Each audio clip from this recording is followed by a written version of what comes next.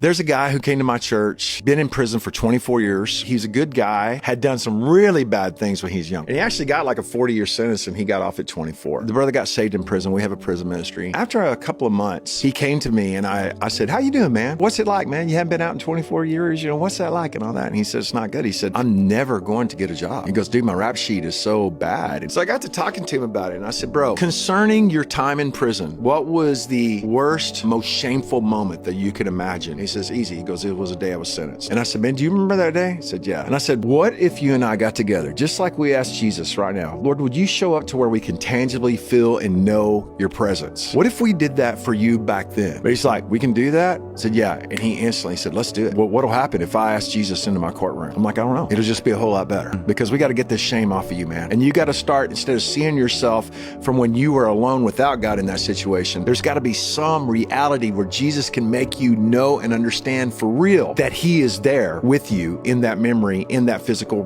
place of time and space." He goes, "Okay, dude, let's pray." We prayed. We asked the Lord to go into it. I tell you the truth as God is my witness. Within the next 3 days, this guy was walking, because he didn't have a car. He walked everywhere, man, looking for a job. So he goes to this place where they're hiring a big time welding guy. And he goes in there, he's doing an application. And this guy comes out and says, "What are you applying for?" And he said, "I'm applying for the welder position." He said, "Can you weld?" He said, "Yeah." He goes, "Come here and let's see." Takes him out there, sits him down, does everything. And the guy goes, "Dude, you're hired. I'm fixing to hire you, man." He goes, "I've been looking for you. We're going to run your application." And he said, "Please tell me you haven't been in prison for the past 25 years. And the guy goes, "I have been in prison for the past 24 of my years." And he said, "I'm going to try and get you in." So he says, "Let me get all your info and all this, and I got to get your rap sheet and see if it's something we can beat." They order it. There's no record of that cat ever having been in prison in the state of Texas. So he says, no, I've got a probation officer. I've got the whole 9 yards. I promise you I've been in prison." He said, "Let me run it through again 3 times. There's no record of this guy ever being in prison." So he said, "Who is your probation officer?" So he calls his probation officer, talks to the probation officer, says, "Well, we can't find any record." And then the probation officer gets on and goes, "I've lost every file this cat has." He ended up having to go to court for everything, and they just determined they cannot find his records. That guy today is a huge boss, makes hundreds of dollars an hour, and he's incredibly successful because the Lord just erased his record.